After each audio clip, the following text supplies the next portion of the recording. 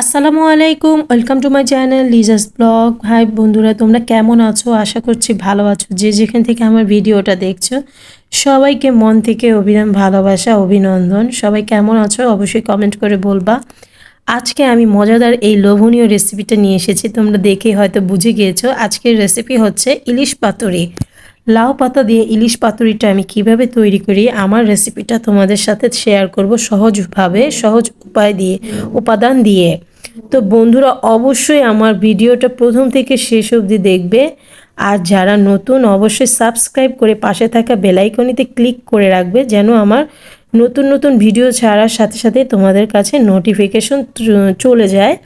তো বন্ধুরা, এই লোভনীয় খাবারটা কে কে পছন্দ করো আমাকে কমেন্ট করে একটু বলে জানাবে।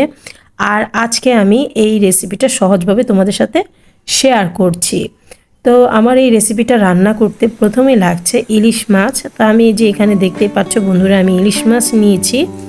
তো এখন আর লাগছে হলো কালো সরিষা, সাদা সরিষা, কাঁচা মরিচ, লবণ আমি ব্লেন্ডিং করে নিব। তারপরে লাগছে হলো আমার লাউ পাতা। তো আমি এখানে টোটাল লাউ পাতা 6 পিস নিয়েছি। তো এখানে এই যে দেখতেই পাচ্ছ বন্ধুরা, এই যে সুন্দর লাউ পাতা, একদম কচি ফ্রেশ লাউ পাতাগুলো নেবে। তো বন্ধুরা, এই যে আমি লাউ পাতাগুলি দেখাচ্ছি তোমাদেরকে বোঝানোর জন্য। আর বন্ধুরা, 1 পিস ইলিশ মাছের জন্য 2টো করে লাউ পাতা নিবে।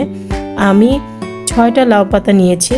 তো বন্ধুরা, এখানে এখন আমি দ্বিতীয় স্টেপে হলো আমার প্রথমত আমি ফুটন্ত গরম পানি একটা ফ্রাই প্যানে নিলাম। এখন আমি গরম পানিগুলোর মধ্যে কি করছি তা তোমরা দেখে বুঝে নাও, আর আমার কথার সাথে মনোযোগ দিয়ে শুনে নাও। তো বন্ধুরা, আমি এই ফুটন্ত গরম পানিতে একটা একটা করে লাউ পাতা দিয়ে দিব 3-4 সেকেন্ডের জন্য। তারপর আমি খুন্তির সাহায্যে লাউ পাতাটা তুলে নিব। এইভাবে প্রত্যেকটা লাউ পাতা তোমরা গরম পানির মধ্যে 3-4 সেকেন্ড করে রাখবে, তাহলে লাউ পাতাটা একদম সফট হবে। লাউ পাতাটা মানে যখন ভাজবো আমরা তখন খেতে অসাধারণ হবে। তো বন্ধুরা, ইচ্ছে করলে তোমরা কুমড়ো পাতা দিয়েও তৈরি করতে পারো ইলিশ মাছের পাতুরি। তো আমি লাউ পাতাটা দিয়ে তৈরি করেছি। তো আমার কাছে লাউ পাতাটা বেশি ভালো লাগে। তোমাদের এটা ইচ্ছে অনুযায়ী তোমরা লাউ পাতা কিংবা কুমড়ো পাতা নিতে পারো। আর যদি কুমড়ো পাতা নাও তাহলে 5 থেকে 6 সেকেন্ড পানির মধ্যে রাখতে হবে, কারণ কুমড়ো পাতাটা একটু মোটা হয়। তো এই যে একে একে সবগুলো আমি করে নিলাম। তো এখন আমি নিয়েছি এখানে 4 পিস ইলিশ মাছ। তো ইলিশ মাছ নিয়েছি। এখন আমি মশলাটা তৈরি করব। 3 টেবিল চামচ টক দই, একদম টক দইটা থেকে পানি নিগড়িয়ে নেবে। হলুদ গুঁড়ো, ধনিয়া গুঁড়ো, মরিচ গুঁড়ো 1 চা চামচ করে নিয়েছি। আর সরিষা বাটা দেব 3 চা চামচ, 3 চা চামচ দিয়ে দিলাম। এখন আমি সরিষার তেল দিব এখানে 2 চা চামচ, মানে 1 টেবিল চামচ। তো বন্ধুরা, তোমরা দেখে বুঝে গিয়েছো। এখন আমি এই মশলাগুলো চামচের সাহায্যে ভালো করে মিক্স করে নিব। তো এই যে দেখতে পাচ্ছ আমি এখন ভালো করে মিক্স করে নিচ্ছি।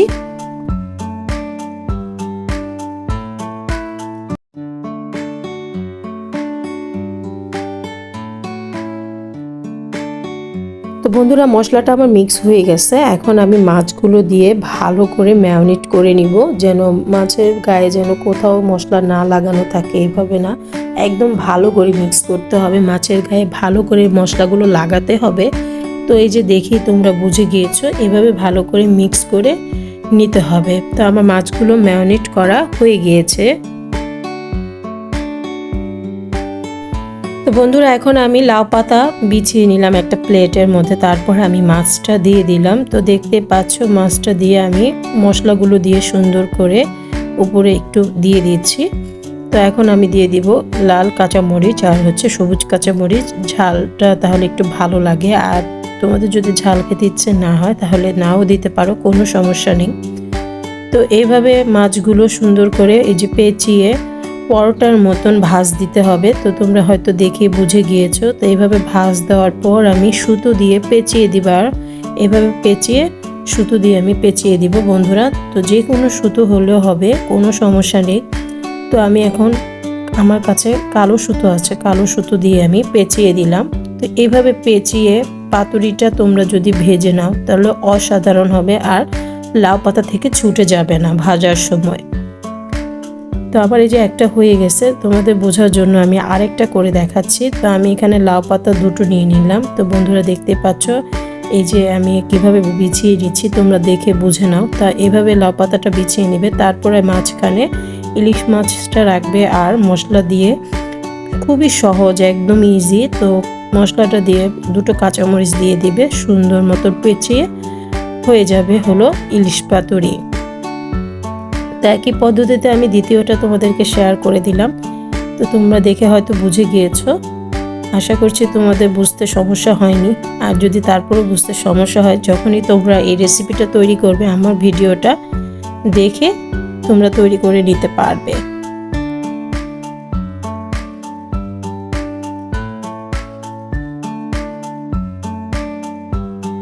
তো বন্ধুরা এই যে হয়ে গেছে, এখানে আমার ইলিশ পাতুরি এখন আমি ভেজে নিব। তো রান্নাঘরে চুলায় এসে ফ্রাই প্যান বসিয়ে দিলাম। ইলিশ মাছের পাতুরিগুলো আমি এখানে অল্প পরিমাণে সরিষার তেল দিয়েছি, আর অবশ্যই অল্প তেল দিয়ে ভাজবে, সরিষার তেল দিয়ে, ডুবন্ত তেল দিবে না, অল্প পরিমাণ তেল দিতে হবে। তো আমি এখন ইলিশ পাতুরিটা দিয়ে দিলাম। তো এখন আমি লো হিটে ঢাকনা দিয়ে একদম লো আঁচে ভাজতে হবে, একদম কম আঁচে ভাজতে হবে বন্ধুরা। বেশি বেশি চুলার আঁচটা বাড়িয়ে দিলে পুড়ে যাবে, আর একটু ধৈর্য সহকারে ভেজে নিতে হবে। তা এখন আমি ঢাকনা দিয়ে ঢেকে দিব। তো বন্ধুরা ঢাকনাটা আমি 5 মিনিট পরে তুলে নিয়েছিলাম, দেখলাম হয়নি, আবারও আমি ঢাকনা দিয়ে তুলে দিলাম।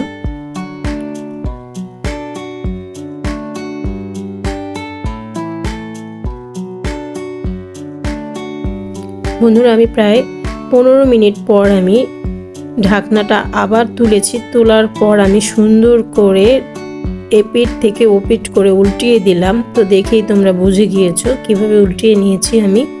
তো এইভাবেই সুন্দর করে ধৈর্য সহকারে ভাজতে হবে, আর ভাজাটাই হচ্ছে সবচেয়ে ইম্পর্টেন্ট জিনিস। সুন্দর করে ধৈর্য সহকারে ভেজে নিতে হবে, তাহলেই দেখবে যে কোনো খাবারই মনোযোগ সহকারে রান্না করলে খুব অসাধারণ হয়। আর আমার এই রেসিপিটা যদি ভালো লাগে, অবশ্যই বলছি যারা নতুন, একটা পাশে থাকা বেল আইকনেতে ক্লিক করে সাবস্ক্রাইব করে রাখবে, আর যেন আমি নতুন নতুন ভিডিওগুলো ছাড়ার সাথে সাথে তোমাদের কাছে নোটিফিকেশন চলে যায়। আর আমার এই যে ইলিশ পাতুরিটা হয়ে গেছে, আমি এখন সার্ভিং প্লেটে বেরিয়ে দিয়েছি বন্ধুরা, দেখতে পাচ্ছ। আর তোমাদেরকে দেখানোর জন্য ভিতরে কেমন হয়েছে একটা আমি এখন খুলে দেখাবো।